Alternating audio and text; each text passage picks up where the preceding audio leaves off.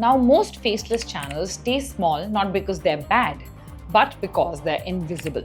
If you're uploading good videos, spending hours scripting and editing and still seeing no to little growth, and I know that it's very frustrating, the difference between a channel that stays stuck and the one that takes off is not luck or viral YouTube shorts, it is a system.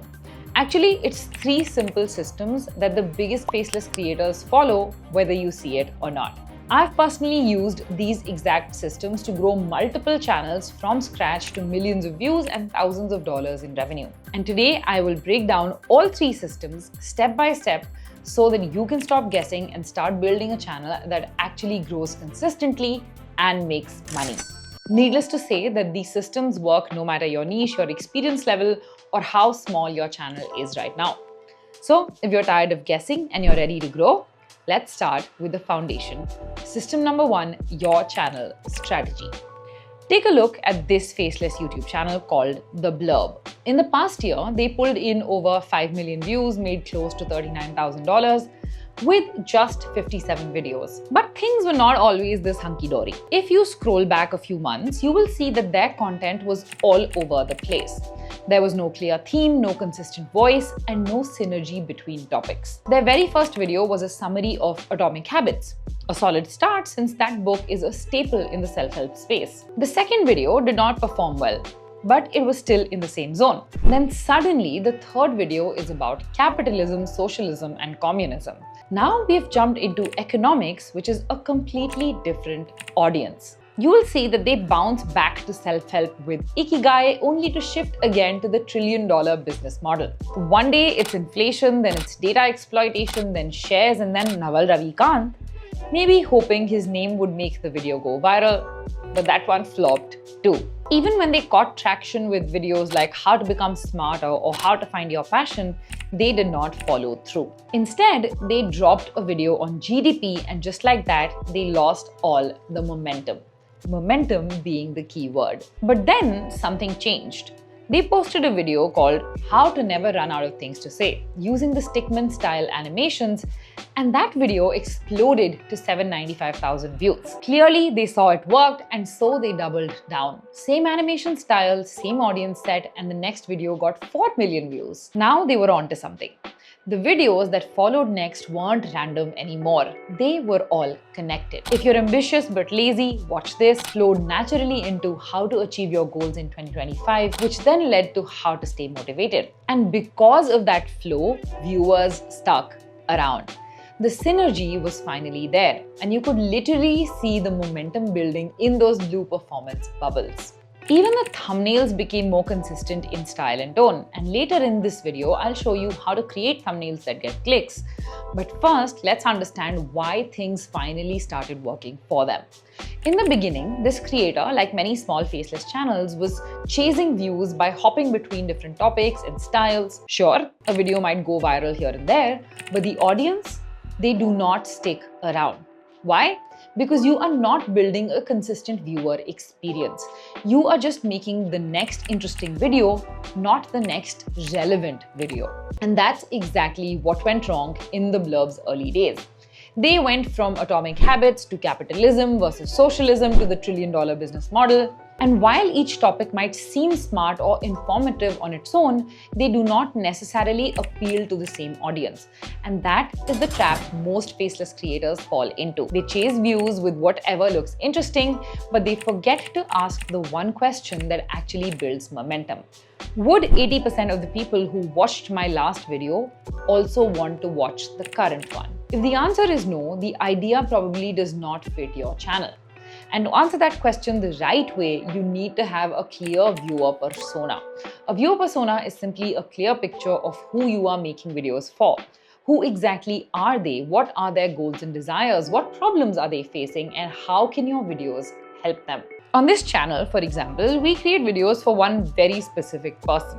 Someone who wants to build a YouTube channel and earn passive income without showing their face or spending all of their time or energy on YouTube. Every video we make speaks to that person's goals, desires, and pain points. That is why our channel feels connected. Even if a brand new viewer finds us, they instantly get what the channel is about. No confusion, no mixed signals, just clarity. And no, it's not about picking a niche. It's about serving one specific type of viewer every single time. When someone hits subscribe, they're not just clicking a button. They're saying, I want more videos like this one. And your job is to deliver on that promise again and again. Because when someone enjoys one of your videos, they're more likely to check out the next one and the next one after that. And if those two deliver too, they will stick around for the next one after that. Over time, that builds momentum. Each video feeds the next, and every new upload gets pushed out to a bigger and more engaged audience. That is how you grow a faceless channel that gets consistent views, not just random spikes. And it all starts with serving one specific viewer every single time. This kind of clarity and consistency makes your channel feel more focused and attracts more clicks, but that is just the beginning. Getting them to watch the entire video, that is a whole different game. And that is where your video structure, which is your repeatable recipe, makes all the difference. And this brings us to system number 2, which is creating a memorable video recipe. Now, creating a successful faceless channel isn't just about making good videos. It's about creating an experience that feels gripping, that feels familiar, that is deeply satisfying. So instead of just watching one video, a viewer ends up watching 3 or 5 or the whole channel. That experience is what we call your video recipe. Think of it like a dish at your favorite restaurant. It might not be the most original thing in the world, but it hits the spot every single time. That is what your channel needs. A core set of ingredients that repeat in every video and deliver the same flavor, same structure, and same emotional payoff again and again. Whatever ingredients you choose, just ensure that they're right, they're repeatable, and most importantly, addictive. The first and most important ingredient is your format. Since you're not showing your face, your format becomes your identity. It's how people recognize your channel, not just visually, but also emotionally. And every successful faceless creator sticks to one clear format in each of their videos. Take Magnate's Media, for example. He makes high-quality business documentaries with suspenseful storytelling, layered voiceovers, and slick motion graphics. Even if you clicked one of his videos without seeing the channel name, you would know within 5 seconds, yep, this is Magnate's Media. On the flip side, look at The Blurb, the channel that we just discussed earlier. Completely different vibe, simple stickman animations, almost no fancy visuals, and a friendly voiceover that gets straight to the point. But again, it's consistent and every video feels familiar. That is the point. Then there is Aperture, which uses stock footage, AI-generated clips, and on-screen text in each of their videos. Top Think leans into animated explainers. Internet Anarchist relies on YouTuber clips, podcast footage, and bold typography, and a tone that is intense, dramatic, and investigative. See the pattern? Each of these creators picked one format and they stuck to it. Because when your format stays the same, it brings structure, it builds trust, and it makes your channel binge-worthy. So if a viewer watches one video and enjoys it, they will instantly know what to expect from the next one. That is how you get returning viewers. The format and the voiceover style that you choose should come from your niche and the audience you are speaking to. If you're in the self-help space, you might lean towards clean visuals and warm, clear tones that feel like a conversation. If you're covering a dark internet drama or dark documentaries, you'll probably want a heavier tone with cinematic visuals and suspenseful pacing. And while choosing your format, you want to ask yourself 3 simple questions. Can I repeat this easily? Can I afford to produce this consistently? And if my channel grows, can I hire someone else to do this for me? Because if your format is not scalable, it will become your biggest bottleneck as your channel grows. So choose something that not only looks good, but is also easy to replicate for every single video moving forward. Now, once you've nailed down your format, the second key ingredient is emotional payoff. Even faceless videos need to make people feel something. So before writing any script, ask yourself one simple question. How does my viewer feel before they click? And what do I want them to feel by the time the video end. Take Productive Peter, for example. In just 5 months, he uploaded 52 videos and got over 10 million views and made somewhere between $26,000 to $74,000. His channel speaks directly to people in their early 20s who feel lost, confused, or behind in life. And each one of his videos follows the same emotional arc. First, he names the problems and then calls out to the exact emotions his viewers are feeling. This makes the video feel personal and shows viewers that he understands what they're going through. Then he explains why they're feeling this way. And finally, he offers practical advice to get them out of that state. So the emotional payoff is from confusion, frustration, and self-doubt to clarity, hope, and a sense of direction. Internet Anarchist, on the other hand, takes his viewers on a completely different journey. His videos are still all about the rise and fall of YouTubers. Viewers come for the drama and they leave with the satisfaction of knowing the full story. So the emotional payoff is from curiosity and suspicion to clarity and closure, and the thrill of uncovering the truth. Obviously, Modern Girls breaks down pop culture trends in fashion, beauty, and entertainment. She doesn't just tell what's trending, but also explains why it matters. So the emotional payoff here is intellectual satisfaction. Viewers come out feeling smarter and more aware of how media and culture shape the world around them.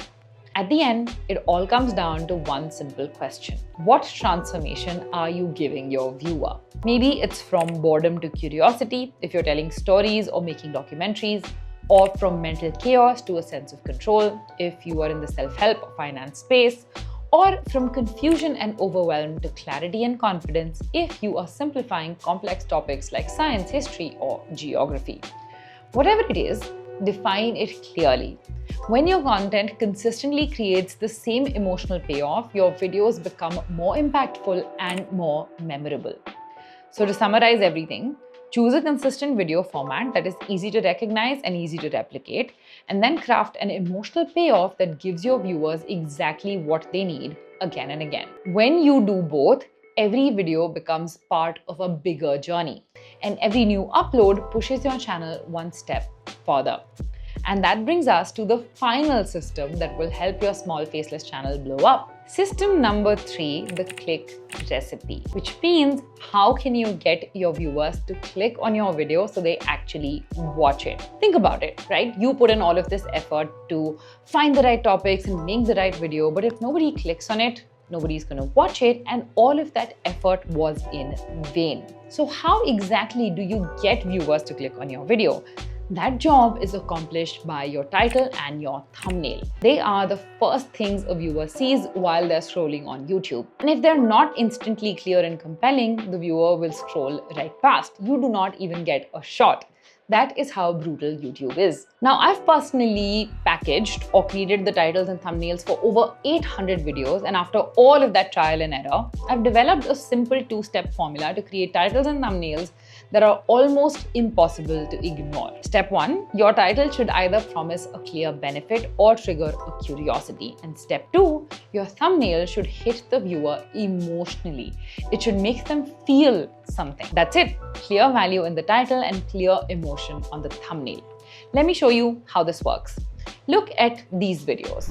Within seconds, you know exactly what you're getting. There's a clear benefit in the title, and that is what makes people click. Now take this title. I studied 500 plus faceless channels to crack the algorithm for 2025.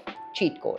As soon as you read it, your brain starts firing questions like, what did they find after studying 500 channels? Is there really a cheat code to grow in 2025? Is this something I can use on my own channel? What's different about the algorithm now? And the only way to find out is by clicking on the video. That is what curiosity-driven titles do. They plant a question in your head and your brain just has to find the answer. Now let's move on to the thumbnail. The job of your thumbnail, like we said, is to hit an emotional nerve.